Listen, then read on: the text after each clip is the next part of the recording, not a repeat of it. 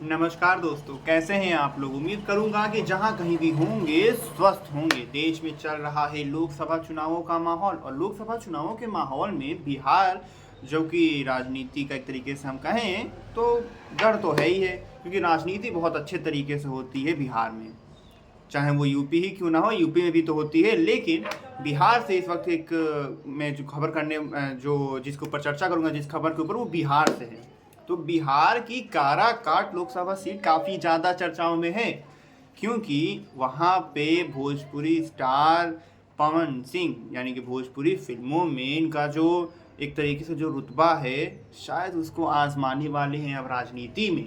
Karakat Lok Sabha seat से वो लड़ रहे हैं।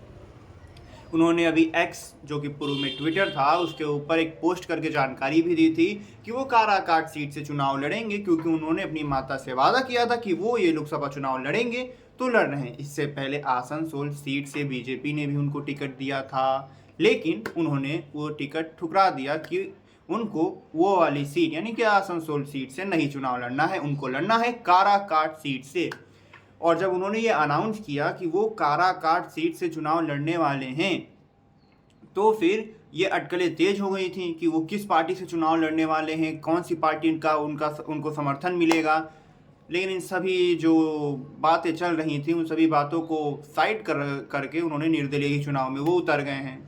अब निर्दलीय चुनाव में उतर गए हैं तो प्रचार भी कर रहे हैं, लेकिन जो बाकी दल है, चाहे वो गठबंधन जो हुआ है, इंडिया अलायंस वो हो, या फिर चाहे वो एनडीए यानी कि जो बीजेपी की तरफ से जो गठबंधन है, जो गठबंधन है वो हो, उन दोनों को अब टक्कर मिल रही है। और काराकाट सीट जहां पे डायरेक्ट फाइट लग रही थी कि एनडीए और जो गठबंधन हुआ है इंडिया अलायंस का, उनके बीच में होगी, वो नहीं होगा। अब त्रिकोणीय मुकाबला होने वाला है काराकाट सीट के ऊपर, क्योंकि पवन सिंह अब वहाँ से चुनाव लड़ रहे हैं। और पवन सिंह कोई छोटा, आप अगर कि हो सकता है यूपी या बिहार से कहीं दूर से देख रहे हो, तो भी मैं कह सकता हूँ कि आप पवन सिंह का नाम तो जरूर सुने ही होंगे, क्योंकि भोजपुरी फिल्मों में काफ़ी ज़्यादा बड़ा नाम है इनका। और इनके जो गाने होते हैं वो सिर्फ और सिर्फ भोजपुरी समाज जो है, यानी कि जो, या फिर ये कहें कि क्षेत्रीय अगर तरीके से बात करें तो सिर्फ बिहार और यूपी तक ही सीमित नहीं रहता है, पूरे भारत में उनके गाने सुने जाते हैं। तो उनकी जो पहुंच है वो लगभग हर जाति, हर वर्ग तक है, क्योंकि ना जो इनका जो कला के वजह से जो इन्होंने अपनी पहचान बनाई है, और कला किसी जाति धर्म की मोहताज नहीं होती है, इसी वजह से शायद इन्होंने हर एक वर्ग में अपनी पहचान बनाई हुई है, और शायद इसका फ़ायदा उनको चुनाव में हो सकता है। हालांकि वो तो भविष्य की बात है, क्या होगा जब चुनाव होंगे, जब मतदान होंगे, जब नतीजे आएंगे 4 जून को, तब पता चलेगा कि आखिरकार इनकी किस्मत में क्या लिखा था।